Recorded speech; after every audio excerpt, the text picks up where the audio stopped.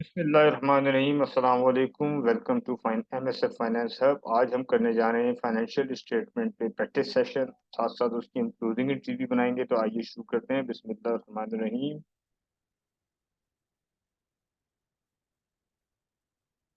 ये हमारा practice question है जनाब, जिसमें हमने एक ट्रायल बैलेंस दिया है, एडजस्टिंग एंट्रीज दी हैं और रिक्वायरमेंट दी है।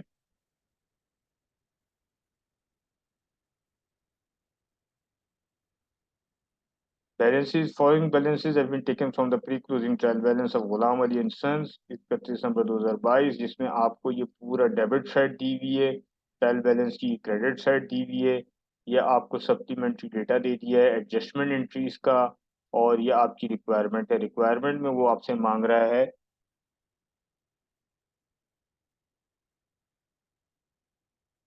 इनकम स्टेटमेंट, बैलेंस शीट और क्लोजिंग एंट्री।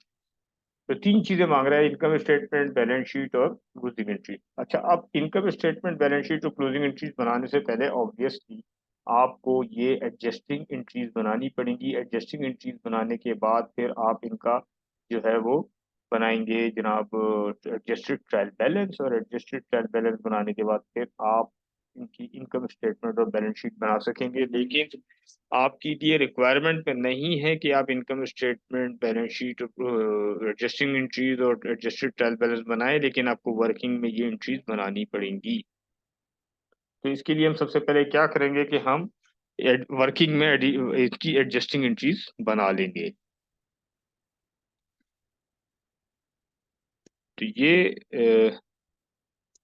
मैं ये प्रेजेंटेशन दोबारा शेयर करता हूँ ताकि ये हमारे रिमार्क्स हट जाए जी। अच्छा, ये एडजस्टिंग एंट्रीज ये मैंने यहाँ नोट्स में डाल दिया है।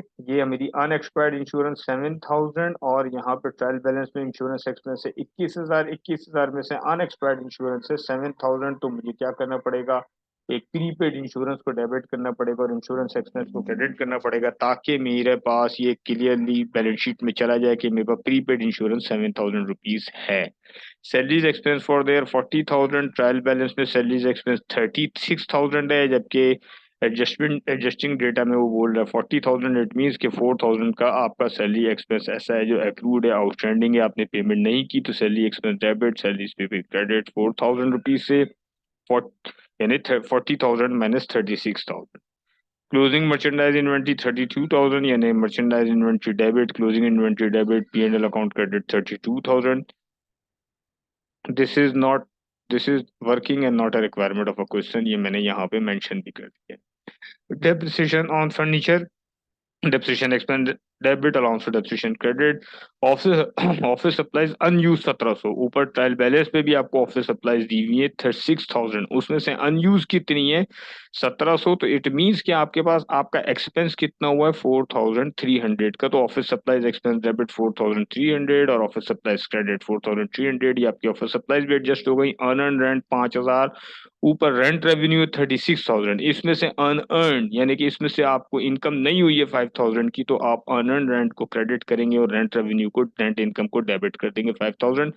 जब आपका ये एडजस्टिंग एंट्रीज पास हो जाएंगी तो आपको एक एडजस्टेड ट्रायल बैलेंस बनाना पड़ेगा। आपके पास ट्रायल बैलेंस तो दिया हुआ है, तो आपने उसी ट्रायल बैलेंस से सारे बैलेंसेस उठा उठा के डेबिट और क्रेडिट में डालने हैं। लेकिन जहां जहां मिसाल के तौर पे प्रीपेड इंश्योरेंस आपने डेबिट किया 7,000 और इंश्योरेंस एक्सपेंस क्रेडिट किया 7,000, तो आपके पास ट्रायल बैलेंस में था इंश्योरेंस एक्सपेंस 21,000। तो उसमें से 7,000 लेस करके अब आपका इंश्योरेंस एक्सपेंस हो गया जनाब 14,000। इसी तरह से सैलरी एक्सपेंस आपके ट्रायल बैलेंस में था 36,000। तो सैलरी एक्सपेंस आपके पास डेबिट हुआ फर्दर 6,000। तो 36 प्लस 4 40,000। तो वो जो नरेशन में लिखा हुआ था कि सैलरी एक्सपेंस आपका टोटल साल का 40,000 है, वो सैलरी एक्सपेंस यहाँ पे क्लियर हो गया कि अब आपके पास ट्रायल बैलेंस में 40,000 का सैलरी एक्सपेंस आ गया।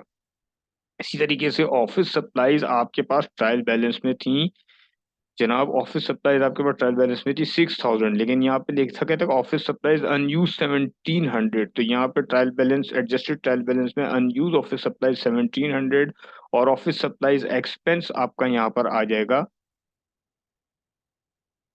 4,300। ये वाली एंट्री से आपका 4,300 का ऑफिस सप्लाईज एक्सपेंस आ जाएगा। अच्छा जनाब, सीक्वेंस से चलते हैं ताकि समझ में आए। सैलरीज पेबल क्रेडिट 4000, तो सैलरीज पेबल का जो बैलेंस है वो क्रेडिट हो जाएगा 4000 से, यहाँ पे जो ट्रायल बैलेंस में नहीं था। क्लोजिंग इन्वेंट्री 32000, तो क्लोजिंग इन्वेंट्री अब 32000 लेकर आ जाएंगे यहाँ पे। डेप्रिसिएशन एक्सपेंस 3000, तो डेप्रिसिएशन एक्सपेंस नया आ जाएगा, पहले ट्रायल बैलेंस में मौजूद नहीं था। और अलाउंस फॉर डेप्रिसिएशन जो है वो आपका पहले 6000 था, अब वो 9000 हो जाएगा। पहले अलाउंस फॉर डेप्रिसिएशन आपका कितना था, 6000, तो 3000 से आपने एक और एंट्री पास की, depreciation expense debit, allowance for depreciation credit. उसकी वजह से अलाउंस फॉर डेप्रिसिएशन आपके एडजस्टेड ट्रायल बैलेंस में 9000 रुपये हो जाएगा। इसके बाद ऑफिस सप्लाईज की हमने बात कर ली। रेंट इनकम 5000 डेबिट और अनअर्न रेंट इनकम 5000 क्रेडिट, तो रेंट रेवेन्यू जो आपकी 36000 थी वो 31000 हो जाएगी। और अनअर्न रेंट इनकम के नाम से एक लाइबिलिटी आपके एडजस्टेड ट्रायल बैलेंस में आ जाएगी 5000 रुपये। ये सारी एडजस्टमेंट जब आपने पास ऑन कर दी, तो अब आपका एडजस्टेड ट्रायल बैलेंस जो पहले बैलेंस था वो देखिए कि क्वेश्चन में बैलेंस था 469600, 469600, और अब आपका एडजस्टेड ट्रायल बैलेंस का बैलेंस है क्लोजिंग बैलेंस 508800 और 508800 क्रेडिट साइड पे। अब हमने ये सिर्फ वर्किंग की है, अब हम बनाएंगे जनाब इनकम स्टेटमेंट। तो इनकम स्टेटमेंट बनाने के लिए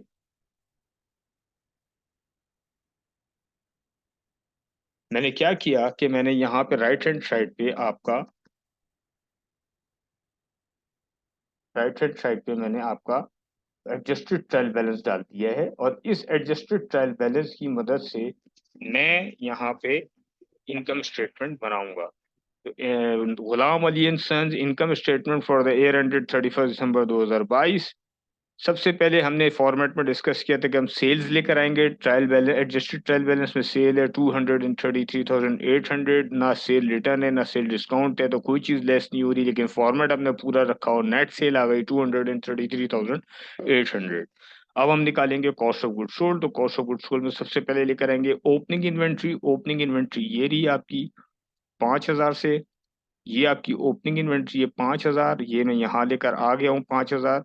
इसमें ऐड करेंगे परचेजेस 1,21,000, तो परचेजेस आपके पास एडजस्टेड ट्रायल बैलेंस में 1,21,000। और यहाँ पे आपके पास transportation in, purchase return, purchase discount कुछ नहीं है, तो 1,21,000 ही आपकी नेट परचेजेस है। नेट परचेजेस को ओपनिंग इन्वेंट्री में ऐड करेंगे तो गुड्स अवेलेबल फॉर सेल आ जाएगा 171,000। इसमें से लेस करना है हमने क्लोजिंग इन्वेंट्री। क्लोजिंग इन्वेंट्री जब हमने एंट्री पास कर दी यहाँ पे, तो एडजस्टेड ट्रायल बैलेंस में 32,000 की क्लोजिंग इन्वेंट्री आ जाएगी, वो लेस कर देंगे तो कॉस्ट ऑफ गुड्स सोल्ड आ जाएगा कि 233,800 जो आपने सेल की है उसका कॉस्ट कितना था, वो था 139,000, तो आपका ग्रॉस प्रॉफिट आ गया 94,800। अब इसमें आप एक्सपेंसेस को प्लॉट करना शुरू करेंगे। यहाँ पे आप देखना शुरू कर दें कि एक्सपेंसेस एक सैलरी एक्सपेंस है, इंश्योरेंस एक्सपेंस है, फिर आपका डेप्रिसिएशन एक्सपेंस है, ऑफिस सप्लाईज एक्सपेंस है। तो वो आप यहाँ पे प्लॉट करेंगे, salary expense, insurance expense, depreciation expense, office supplies expense, total operating expenses 61,300 आप ग्रॉस प्रॉफिट से लेस करेंगे तो आपकी ऑपरेटिंग इनकम आ जाएगी। फिर आप देखेंगे कि आपके पास कोई अदर इनकम तो नहीं है, तो अदर इनकम में आपके पास एक रेंट रेवेन्यू है जो है 31,000, तो वो आप रेंट रेवेन्यू या रेंट इनकम ऐड कर देंगे तो आपका नेट प्रॉफिट आ जाएगा 64,500। आगे चलते हैं, अब हम बनाते हैं इसकी बैलेंस शीट। बैलेंस शीट में सबसे पहले आता है एसेट्स। तो हमने क्या किया है, Ghulam Ali and son balance sheet as on 31 December 2022 assets. अब यहाँ पे फिक्स एसेट्स में आपके पास सिर्फ एक फिक्स एसेट है, फर्नीचर। फर्नीचर को आपने यहाँ पे 30,000 लेकर आया और अलाउंस फॉर डेप्रिसिएशन आपने लेस कर दिया, ये आ गया आपका 21,000 से फिक्स एसेट आ गया। फिर आप करंट एसेट्स की हेडिंग डालेंगे। करंट एसेट्स में आप देखें cash, account receivable, office supplies और प्रीपेड इंश्योरेंस, ये सब आपके करंट एसेट है। तो merchandise inventory closing 32,000, office supplies आपकी है 1700, अकाउंट रिसीवेबल 1,45,000, 1,45,000, इनकम रिसीवेबल आपका कोई नहीं है, प्रीपेड इंश्योरेंस है आपकी 7,000, और कैश है आपका 43,000। टोटल करंट एसेट 228,700 और टोटल फिक्स एसेट 21,000, तो आपके टोटल एसेट्स होगा 249,700। एक ही पेज पे आती है बैलेंस शीट, लेकिन मैंने समझाने के लिए इसको दो स्लाइड पे बना दिया है। दूसरा पार्ट है कैपिटल और लाइबिलिटीज का।